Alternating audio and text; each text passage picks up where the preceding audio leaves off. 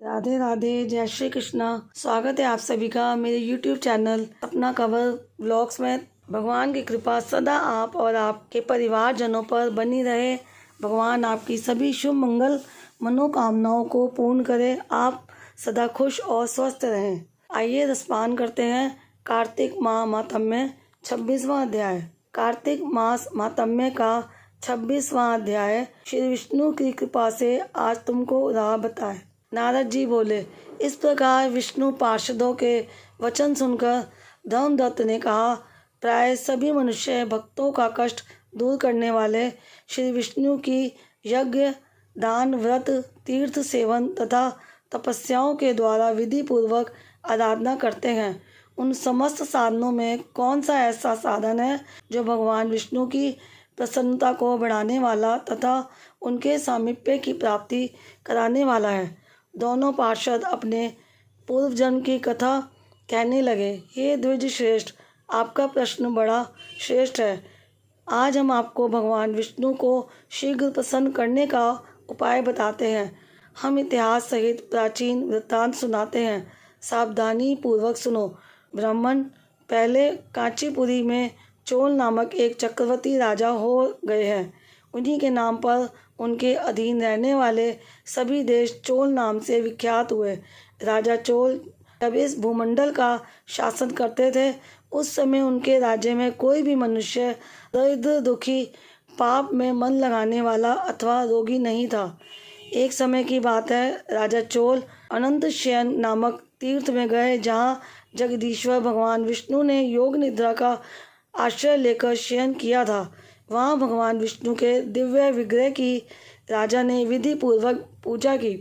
दिव्य मणि, मुक्ता फल तथा स्वर्ण के बने हुए सुंदर पुष्पों से पूजन करके साष्टांग प्रणाम किया। प्रणाम करके ज्यों ही बैठे, उसी समय उनकी दृष्टि भगवान के पास आते हुए एक ब्राह्मण पर पड़ी, जो उन्हीं की कांची नगरी के निवासी थे। उनका नाम विष्णुदास था। उन्होंने भगवान की पूजा के लिए अपने हाथ में तुलसी दल और जल ले रखा था। निकट आने पर उन ब्राह्मण ने विष्णु सूक्त का पाठ करते हुए देवाधिदेव भगवान को स्नान कराया और तुलसी की मंजरी तथा पत्तों से उनकी विधिवत पूजा की। राजा चोल ने जो पहले रत्नों से भगवान की पूजा की थी, वह सब तुलसी पूजा से ढक गई। यह देखकर राजा कुपित होकर बोले, विष्णुदास, मैंने मणियों तथा स्वर्ण से भगवान की जो पूजा की थी, वह कितनी शोभा पा रही थी। तुमने तुलसी दल चढ़ाकर उसे ढक दिया। बताओ, ऐसा क्यों किया? मुझे तो ऐसा जान पड़ता है कि तुम दरिद्र और गंवार हो, भगवान विष्णु की भक्ति को बिल्कुल नहीं जानते। राजा की यह बात सुनकर द्विज श्रेष्ठ विष्णुदास ने कहा, राजन, आपको भक्ति का कुछ भी पता नहीं है। केवल राजलक्ष्मी के कारण आप घमंड कर रहे हैं। बतलाइए तो, आज से पहले आपने कितने वैष्णव व्रतों का पालन किया है? तब नृपश्रेष्ठ चोल ने हंसते हुए कहा, तुम तो दरिद्र और निर्धन हो। तुम्हारी भगवान विष्णु में भक्ति ही कितनी है। तुमने भगवान विष्णु को संतुष्ट करने वाला कोई भी यज्ञ और दान आदि नहीं किया, और न पहले कभी कोई देव मंदिर ही बनवाया है।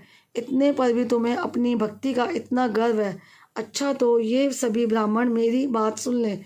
भगवान विष्णु के दर्शन पहले मैं करता हूँ या यह ब्राह्मण?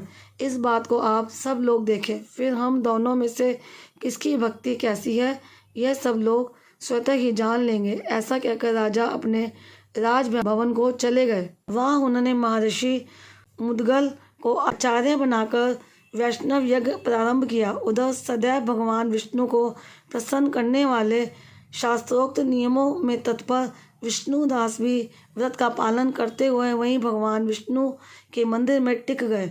उन्होंने माघ और कार्तिक के उत्तम व्रत का अनुष्ठान, तुलसी वन की रक्षा, एकादशी को द्वादशाक्षर मंत्र का जाप, नृत्य, गीत आदि मंगलमय आयोजनों के साथ प्रतिदिन षोडोपचार से भगवान विष्णु की पूजा आदि नियमों का आचरण किया। वे प्रतिदिन चलते फिरते और सोते हर समय भगवान विष्णु का स्मरण किया करते थे। उन्होंने की दृष्टि सर्वत्र सम हो गई थी। वे सब प्राणियों के भीतर एकमात्र भगवान विष्णु को ही स्थिर देखते थे। इस प्रकार राजा चोल और विष्णुदास दोनों ही भगवान लक्ष्मीपति की आराधना में संलग्न थे। दोनों ही अपने अपने व्रत में स्थिर रहते थे और दोनों की ही संपूर्ण इंद्रियां तथा समस्त कर्म भगवान विष्णु को समर्पित हो चुके थे। इस अवस्था में उन दोनों ने दीर्घ काल व्यतीत किया। इस अध्याय में आपने रसपान किया कि तुलसी दल और उसकी मंजरी से भगवान विष्णु की पूजन आदि करने का क्या महत्व होता है। उम्मीद करती हूँ ये वीडियो आपको अच्छी लगी होगी। वीडियो अच्छी लगी है तो वीडियो को लाइक और शेयर ज़रूर करें। कमेंट बॉक्स में जाकर श्री हरि की जय भी ज़रूर लिखिएगा और चैनल पर पहली बार आए हैं तो चैनल को सब्सक्राइब ज़रूर करिएगा। राधे राधे, जय श्री कृष्ण।